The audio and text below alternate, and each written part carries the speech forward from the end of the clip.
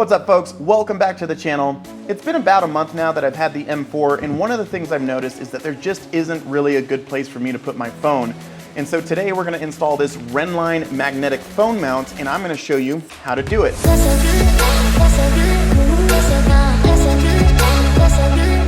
Here we are in the interior of my car, and what you'll notice is that we have perfectly placed cup holders, and then there's this little cubby area, but my phone won't actually fit in there. And I know that in some cars, depending on the year, you will have NFC charging in this area, but I'm not really looking to retrofit that.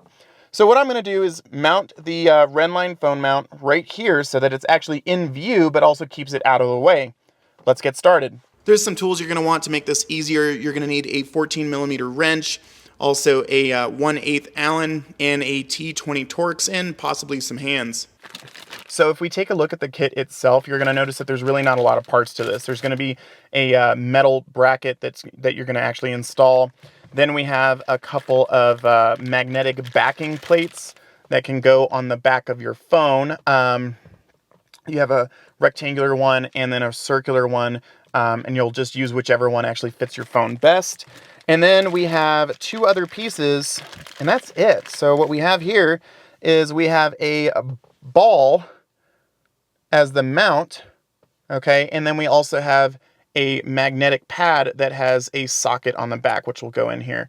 So let's go ahead and get this installed. I hope that focused for you guys. So the first thing you're going to want to do is you want to take the mounting bracket here, and then you want to take the ball socket, and you want to fasten them together, which is super easy. You're just going to undo this and then push the screw through the back side of the bracket. I hope you can see that there.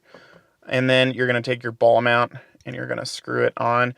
What I would do is take a 1/8 Allen on the back and then a 14mm wrench and tighten this on there. That's what I'm going to do. I've just found that they kind of fit perfectly. Where's my Allen? Come on. Oh no. Where'd it go?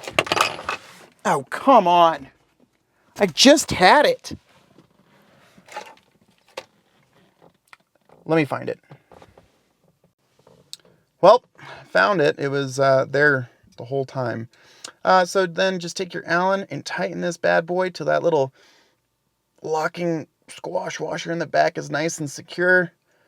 And then you are ready to go on to the next step, which is putting the actual magnetic socket on.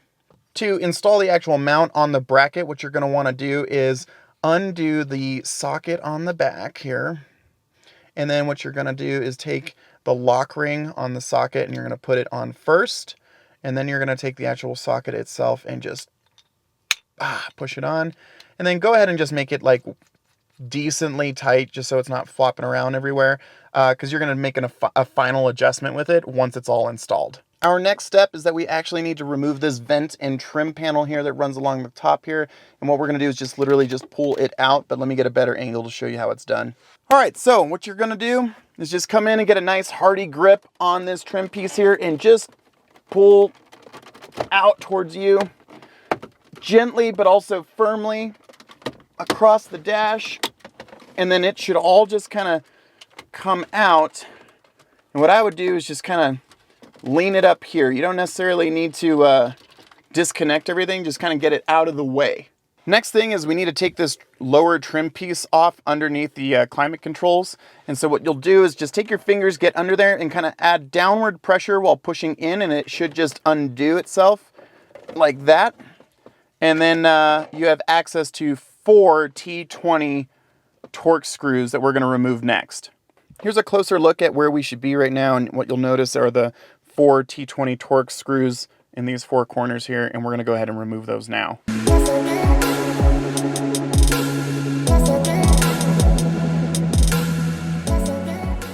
Once you've removed the 4 screws, the panel's actually going to just pop right out. What I would do is you don't even need to disconnect it. Go ahead and flip it around, and you're going to see the area that we're going to actually mount the phone mount to. Go ahead and grab that, and I'll show you exactly how it's done in a little bit closer angle. So what we're going to do is we're going to take our actual mount here, and we're going to line it up with the back side of this panel. And what I want to show you is that there's this little notch here that fits on this little peg, And when it all fits, it just kind of clicks right in and the holes will all line up. And what we're going to do is just literally replace the panel with this bracket in between this and the actual dash itself and line up the screw holes. All right, so what you'll notice here is I'm holding the bracket in place and making sure that I keep all the holes lined up. And then I'm going to just reinstall the climate control panel just like you normally would, lining up all the screw holes, and you'll see that it actually puts the phone mount in a really good spot, and then we'll make our final adjustments. But now that we have it in place, we got to replace those 4 Torx screws. All right, go ahead and just tighten everything back up.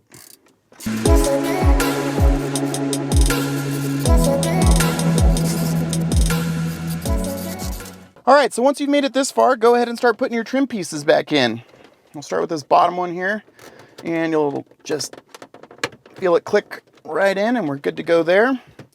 Then we'll take our vent and trim panel here, kind of guide the wires in between these vent ducts, and then kind of place it where it belongs. What I would recommend is start on the far side, get that lined up, they'll clip right into place.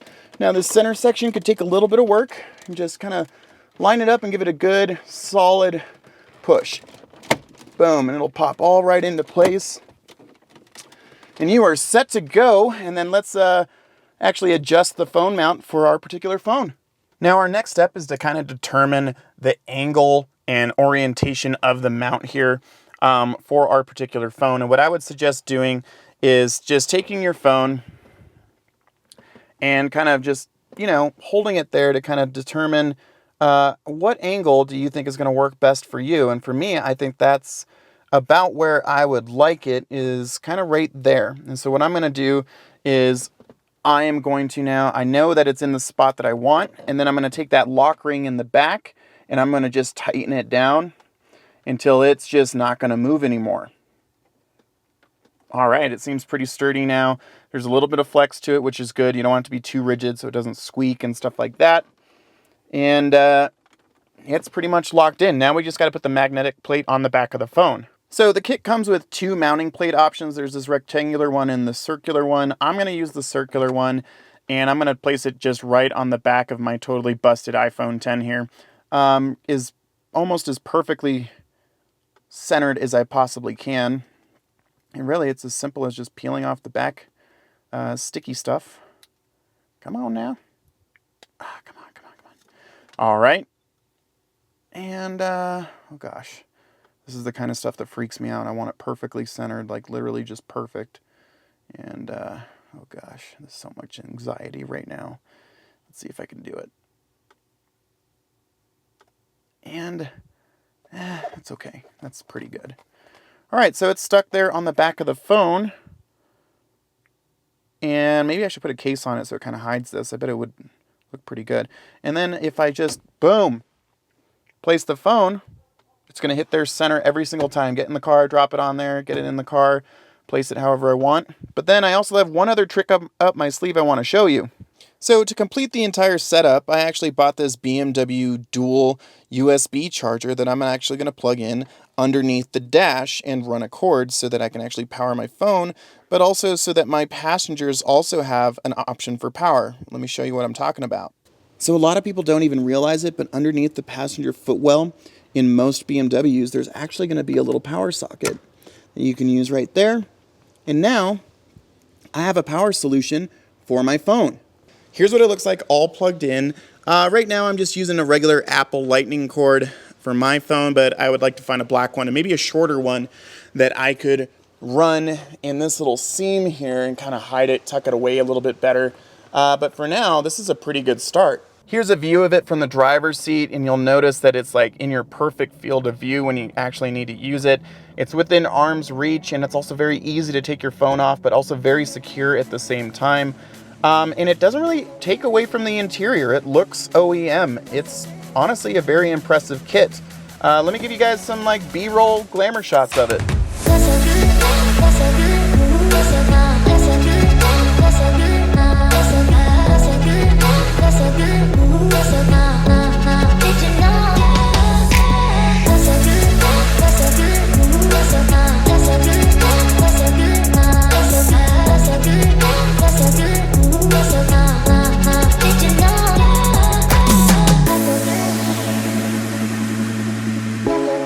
I gotta say, I'm really impressed with the quality of this kit and how well thought out it is. It puts it in a perfect place.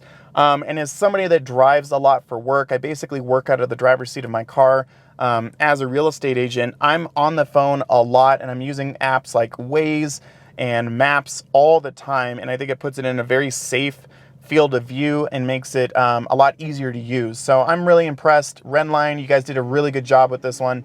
Like, comment, subscribe. Let me know what y'all think, and I will see you on the next one.